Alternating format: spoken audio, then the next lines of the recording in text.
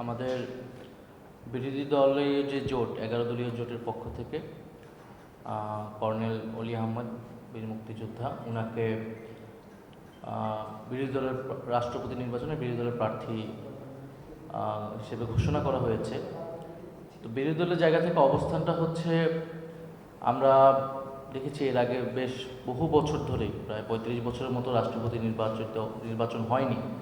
আমাদের কাছে মনে হয়েছে যে গণতন্ত্রের জন্য একটা অংশগ্রহণমূলক নির্বাচন প্রয়োজন, এবং আমরা দেশকে আমাদের সেই রাজনৈতিক অবস্থানটাও জানান দিতে চাই যে আমাদের যিনি প্রার্থী তাকে আমরা মনে করছি এই মুহূর্তে বাংলাদেশের অভিভাবকত্ব হিসেবে তিনি সবচেয়ে গ্রহণযোগ্য হবেন।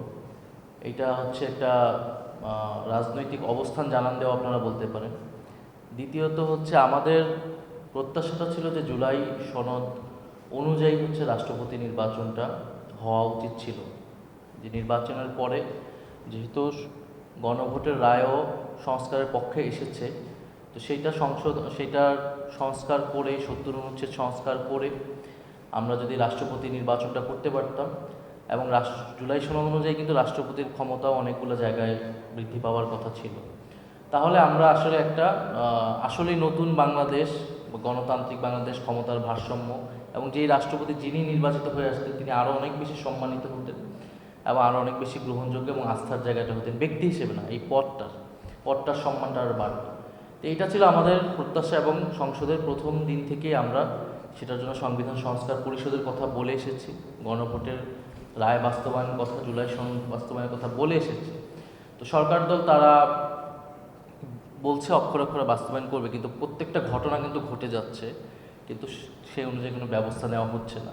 ফলে আপনি দেখেন জুলাই সনদ বাস্তবায়ন যদি হয়ও, তারা কমিটি করেছে সেই অনুযায়ী 70 অনুচ্ছেদ তাদেরও কমিটমেন্ট, তাহলে সেই রাষ্ট্রপতি আমরা পাবো যে আরও 5 বছর পরে, যদি মাঝখানে কোনো ঘটনা না ঘটে। তাহলে এইটা একটা গণ অভ্যুত্থান হলো, আমরা সবাই মিলে জুলাই সনদ রচনা করলাম এবং গণভোটের গণরায়ও পক্ষে আসলো। তো সেটা আমাদের জন্য একটা দুঃখজনক, হতাশাজনক, কিন্তু তারপরেও যেহেতু নির্বাচন হচ্ছে আমরা এটা বিনা কন্টেস্টে এই জন্য দিতে চাই না।